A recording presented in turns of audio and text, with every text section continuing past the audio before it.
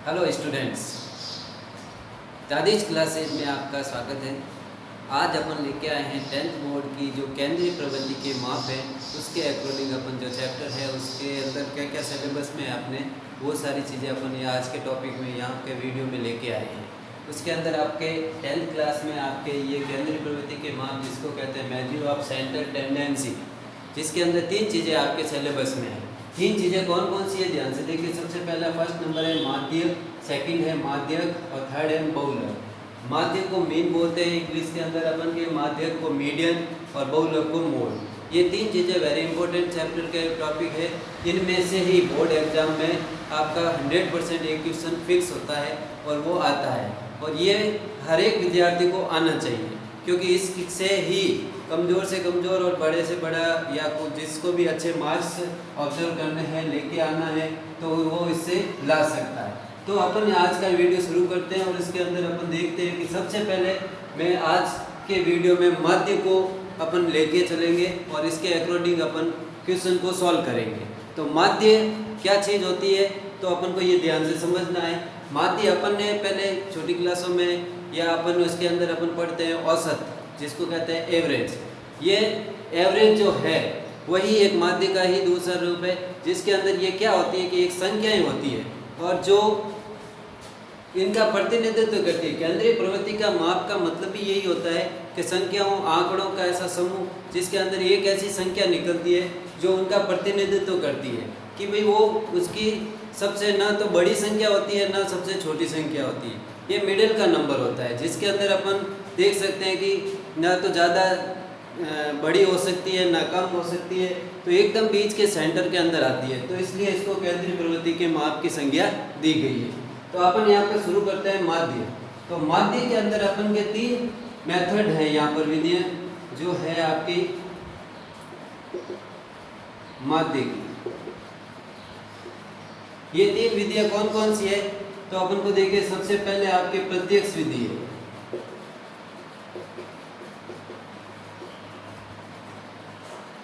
जिसको कहते हैं डायरेक्ट मेथड। सेकंड है कल्पित माध्य विधि। कल्पित माध्य विधि जिसको एज्यूम मेथड कहते हैं, और इसी का एक तीसरा रूप है, इसी का दूसरा रूप कह सकते हैं जो तीसरी विधि है पद विचलन विधि।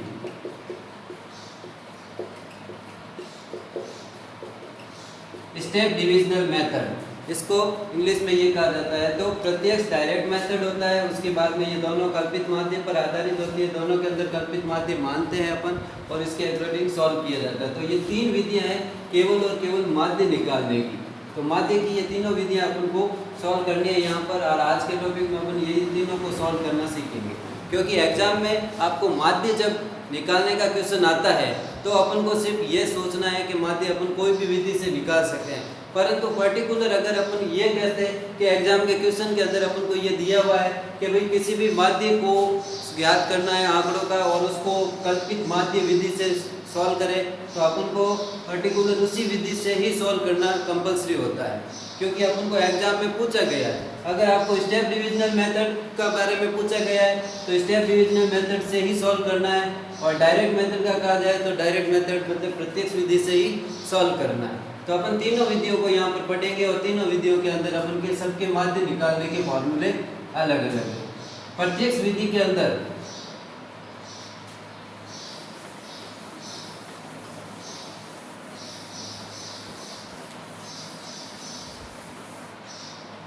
प्रत्यक्ष विधि जो डायरेक्ट मेथड है उसके अंदर माध्य को निकालने का जो फॉर्मूला होता है अपने माध्य x बार जिससे रिप्रेजेंट करते हैं वो होता है sigma fx upon sigma f। ये आपके माध्य निकालने का फॉर्मूला होता है। उसके बाद में आपकी सेकंड जो मेथड था उसके अंदर अपन ने पढ़ा था कल्पित माध्य विधि।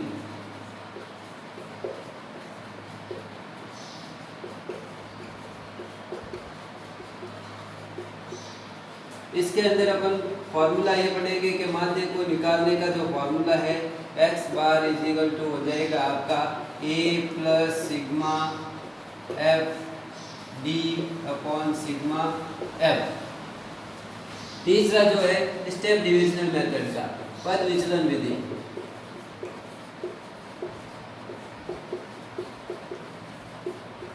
इस विधि के अंदर अपन माध्य को निकालने का जो फॉर्मूला दिया गया है वो इस प्रकार से है। माध्य x बार इक्वल टू हो जाएगा आपका a plus sigma F you upon sigma F into H.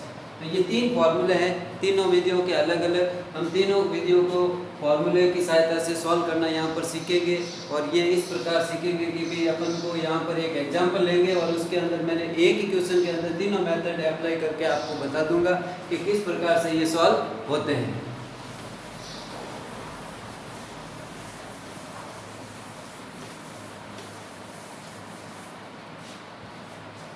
Question लेते हैं अपन एग्जांपल एक, जिसके अंदर आपको वर्ग दे रखा होता है, जो ग्रुप दे रखे होते हैं। आपको अधिकांश आपके एग्जाम में ग्रुप वाले ही क्वेश्चन पूछे जाते हैं, जिसके अंदर 3 कॉलम 2 कॉलम आपको एग्जाम में मिलते हैं। एक तो वर्ग और एक बारंबारता। फ्रीक्वेंसी इसको एफ से प्रेजेंट करेंगे। यहाँ पर जैसे मैंने एक एग्जांपल ले लिया 0 से 40, 40 to 80, 80 to 120, 120 to आपके 160 एंड 160 to 200।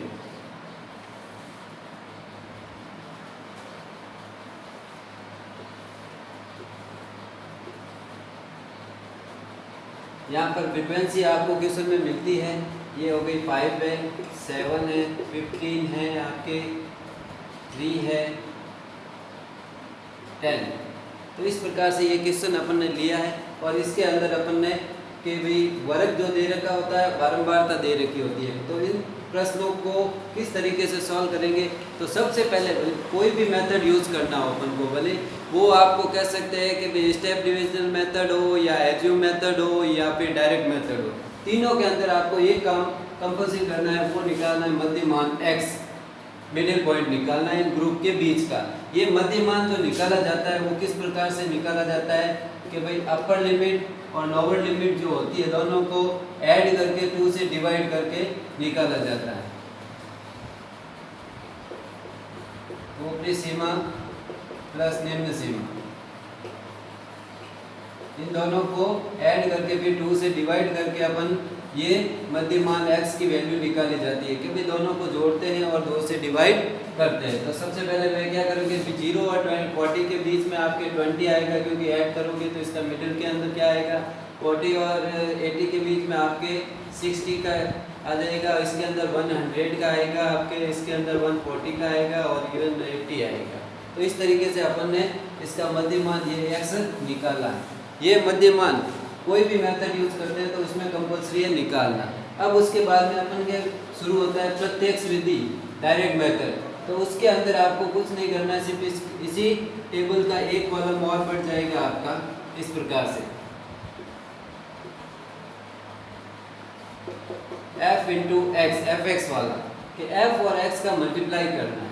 20 को 5 से इससे मल्टीप्लाई किया तो 100 आ गया, 7 को इससे मल्टीप्लाई किया, 7 6 जा 42 हो गया, 420 हो गया, 15 को 100 से मल्टीप्लाई करोगे तो 1500 हो जाएगा, 140 को 3 से मल्टीप्लाई करोगे 420, 420 हो जाएगा, 80 को इससे मल्टीप्लाई करोगे आपका तो ये 1800 हो जाएगा।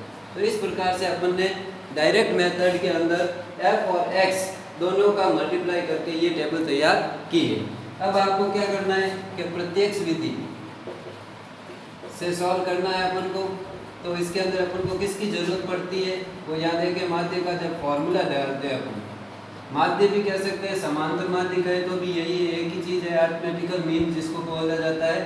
तो x बार इक्वल टू हो जाएगा आपका sigma F x upon sigma F. माध्य x बार इक्वल टू हो जाएगा सिग्मा एफ एक्स। तो अपन को सिग्मा एफ एक्स वाले कॉलम को सॉल्व करना है और सिग्मा एफ, सिग्मा यहाँ पर शो करती है कि उस कॉलम का योग, सम अपन उसको ऐड करना है कि भाई जो fx वाला कॉलम है उसके आपको यहाँ पर योग करना है। ये चीज़ अपन को यहाँ पर ध्यान से करनी है। तो इसको ऐड करते हैं तो ये 0 का 0, सेकंड पोर्शन में 2, 2 + 2 4, 1 4 हो गया, 5 5 + 5 10, 10 + 4 हो गया आपका 14 + 8 22, यानी 2 2 3 4 4240, 4240। एडिशन को ध्यान से देख के करना है। इसको सॉल्व करें अपन। 7 और 3 10, 10 + 10 20, 35 40। तो इस तरीके से अपन ने दोनों कॉलम की जोड़ कर दिया, योग कर दिया है, एफ वाले कॉलम की और एफ एक्स वाले कॉलम की, दोनों का योग करके अपन को यहाँ पर आंसर निकालना है। तो एफ एक्स की वैल्यू यहाँ पर आ गई है 4240 और इसकी आ गई है 1440। तो अपन इसको सॉल्व करते हैं। 0 से 0 का आंसर, फिर 4 से इसको डिवाइड किया तो 4 × 1 = 4, 0, 4 × 6 = 24। तो माध्य जो आया है 106 आपके माध्य की प्राप्ति हुई है। तो इस प्रकार अपन ने प्रत्यक्ष विधि द्वारा माध्य निकालना सीखा है। अब सेकंड मेथड जो आता है आपका एज्यूम मीन मेथड, मतलब कल्पित माध्य विधि, उसको भी आपको यहाँ पर इसी तरीके से मैं इसी प्रश्न के आधार पर सॉल्व करवाऊंगा। किस तरीके से करते हैं ध्यान से समझना। सेकंड मेथड जो है आपका कल्पित माध्य विधि, तो इसके अंदर अपन ये वाला कॉलम हटा देते हैं यहाँ से, क्योंकि ये सिर्फ डायरेक्ट मेथड में ही यूज आता है। अब आपको करना है सबसे पहले यहाँ पर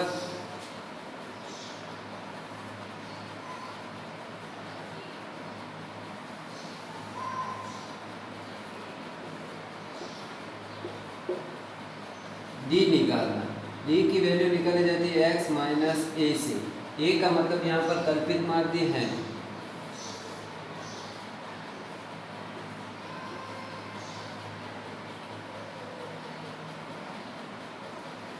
तो सेकंड मेथड है कल्पित माध्य विधि, एज्यूम मीन मेथड, जिसके अंदर अपन को सबसे पहले मानना है कि इस प्रश्न में माना कल्पित माध्य, एज्यूम मेथड जो है कल्पित माध्य, जिसको आप स्मॉल ए कैपिटल ए किसी से भी प्रेजेंट कर सकते हैं, जिसको भी ले फॉर्मूले में उसी को रखना है।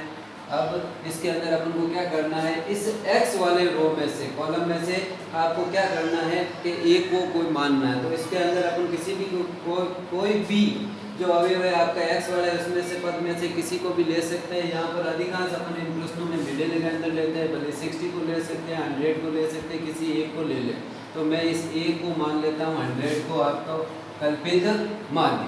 अब इसको सॉल्व करना है अपन को, तो किस प्रकार से सॉल्व करेंगे माध्य का। तो इसके अंदर d की जरूरत होती है और d निकलता है x - a। तो x में से a को माइनस करने से, तो x की वैल्यू है आपके 20, इसमें से a को माइनस करेंगे तो माइनस का 80 आ जाएगा।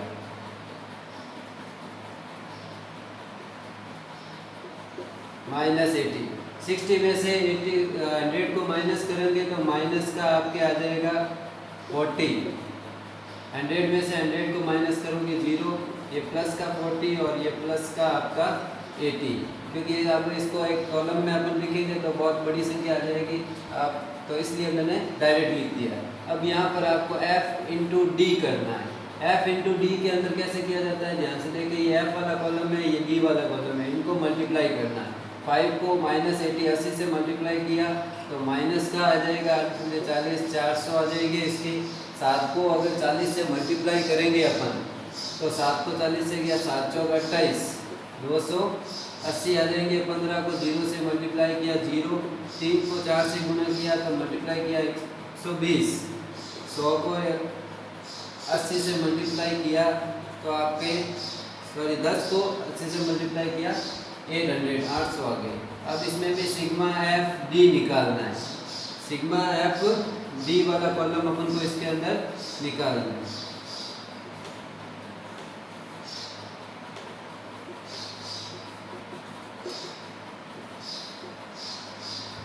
अब सिग्मा एफ डी किस तरीके से लिखा है, माइनस वालों को अलग से ऐड कर दो, 400 और 280 हो गए माइनस का 680, और ये प्लस के इनको ऐड कर दो, 800 और 120 हो गए 920 प्लस के। अब 920 में से 680 को माइनस कर दे, यहाँ पर 680 को माइनस किया तो आपका 0, 12 में से 8 गया 4 में से गया 2, 240 प्लस का आएगा आपका 240, तो 240। इस प्रकार से अपन ने सिग्मा एफ डी निकाला और सिग्मा एफ की वैल्यू अपने पास ऑलरेडी पहले से निकाली हुई है।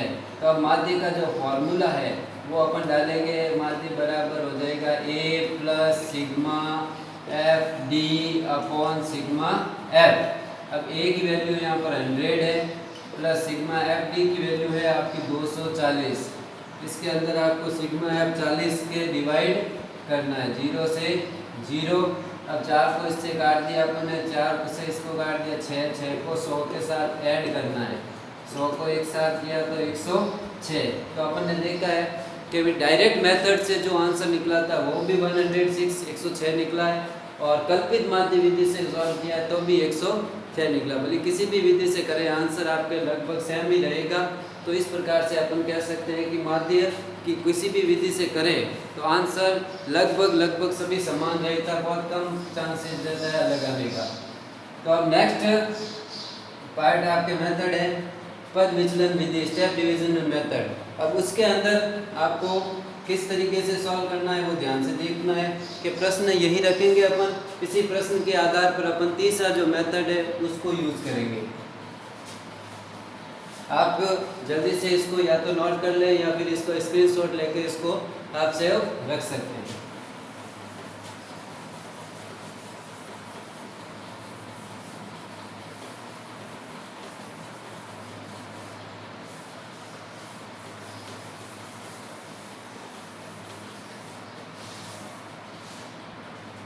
तीसरा जो मेथड है आपका पद विचलन विधि, मतलब स्टेप डिविजनल मेथड। ये जो मेथड है सबसे इम्पोर्टेंट मेथड है, अधिकांश एग्जाम में इसी मेथड से पूछा गया है और कल्पित माध्य से भी पूछा गया है। प्रत्यक्ष विधि बहुत कम पूछा गया है, अधिकांश कल्पित माध्य और कल्पित माध्य की, ये दोनों ही कल्पित माध्य से ही रिलेटेड है।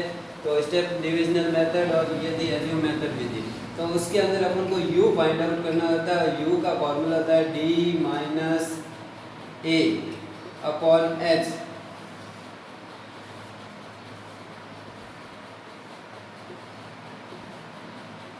ये मेथड बहुत ही इजी मेथड है, ये बड़े से बड़े प्रश्नों को सॉल्व करने में काम आता है। पर शर्त यही रखनी है कि जितना जल्दी से अपन को इसमें ध्यान रखें कि जिसका वर्ग अंतराल बराबर हो उसके अंदर ये परफेक्ट मेथड होता है, जिसके अंदर फटाफट से अपन बड़े से बड़े प्रश्न को सॉल्व कर सकते हैं। तो यहाँ पर अपन को देखना है कि u जो निकाला जाता है उसमें भी आपको कल्पित माध्य की जरूरत तो पड़ेगी। तो कल्पित माध्य निकालने के लिए अपन लिखेंगे माना कल्पित माध्य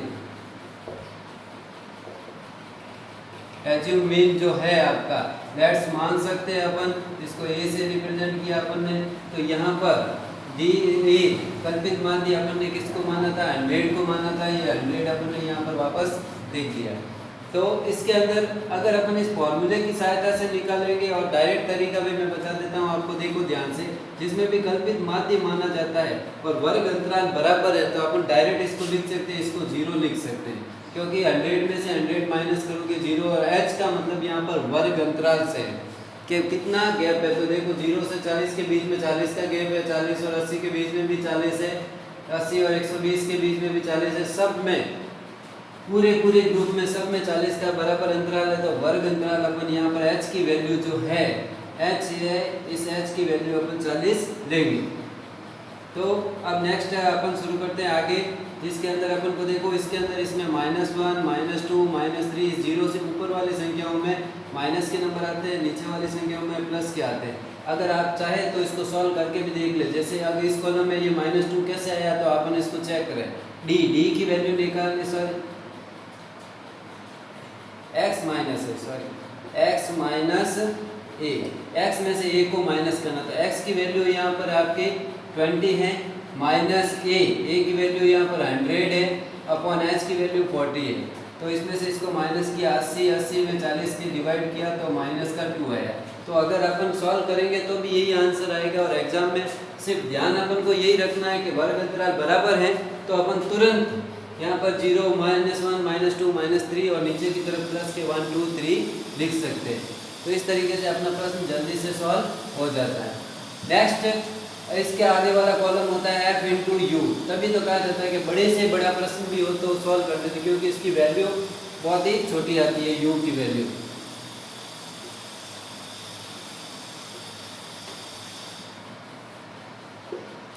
f की वैल्यू वापस वही है, सिर्फ तीनों में चेंज होता है। प्रत्यक्ष विधि में f इंटू एक्स होता है, कल्पित माध्य में f इंटू डी होता है, इसमें f इंटू यू होता है।